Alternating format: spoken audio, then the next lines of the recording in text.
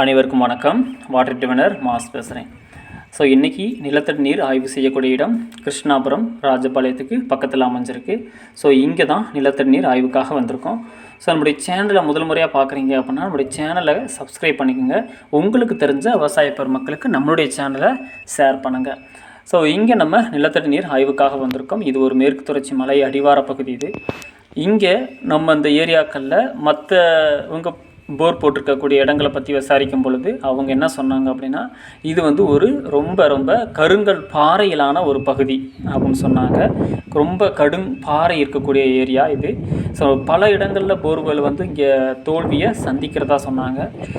ஒன்றும் ஈரமண் வரும், இல்லாட்டினா ஒரே கரும் பாறையாக போயிடும் அப்படின்னு தான் இங்கே வந்து சொன்னாங்க. பல்வேறு இடங்களில் சரியான நீரூற்றுகள் இங்கே அமையலை அப்படின்ற மாதிரி சொன்னாங்க.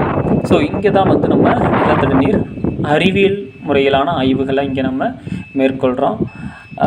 ஸோ அப்படி பார்க்கும்பொழுது நம்ம பல்வேறு இடங்களை ஆய்வு செஞ்சு அதில் நல்ல ஒரு பாறை முறிவுகள் எங்கே இருக்குது, எந்த இடத்துல அந்த பாறையினுடைய ஃப்ராக்சர் இருக்குது, ஸோ எந்த இடத்துல நம்ம பாயிண்ட் சூஸ் பண்ணோம்னா அது வந்து நீரோட்டம் எடுக்கிறதுக்கான நல்ல ஒரு பாசிபிள் அப்படின்றது எல்லாமே கணிச்சு நம்மளுடைய தமிழ்நாடு முழுவதும் எடுக்கக்கூடிய ஒவ்வொரு ஆய்வுகள் பல ஆய்வுகள் நம்ம எடுக்கிறோம். ஸோ இந்த பாறையை காட்டிலும் இன்னும் வலிமையான பாறைகள் நம்ம எடுத்திருக்கோம். உதாரணத்துக்கு நம்ம பாலமேடு கொளிஞ்சிப்பட்டி இந்த ஏரியா பகுதியாக ரொம்ப கடும் பாறை.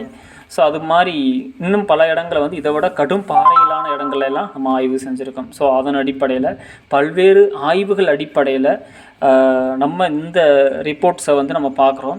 ஸோ இந்த இடம் வந்து நமக்கு சக்ஸஸ் கொடுக்குமா எப்படி அப்படின்ட்டு ஒவ்வொரு இடங்களையும் தரவாக நம்ம செக் பண்ணுறோம். ப்ராப்பராக ஒவ்வொரு இடத்தையும் வந்து பூமிக்குள்ளே டைரெக்டாக கரண்டை உள்ள பூமிக்குள்ளே அனுப்பி நம்ம அதை ஸ்கேன் பண்ணிக்கிருக்கோம். ஸோ இங்கே நம்ம ட்ரெடிஷ்னல் மெத்தடும் யூஸ் பண்ணியிருக்கோம், டெக்னிக்கல் மெத்தடும் யூஸ் பண்ணியிருக்கோம்.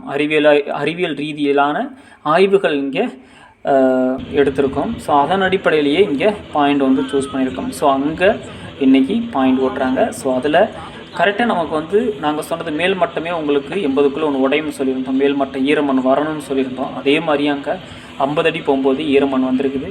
ஸோ அதுக்கப்புறம் எடுத்துக்கிட்டால் கரெக்டாக 220 அடியிலேயே மட்டம் வந்து நமக்கு உடஞ்சிருக்கு. அதே ஒரு 1.5 இன்ச்சு தண்ணிக்கு பக்கம் அவுட்புட் உடஞ்சிருக்கு.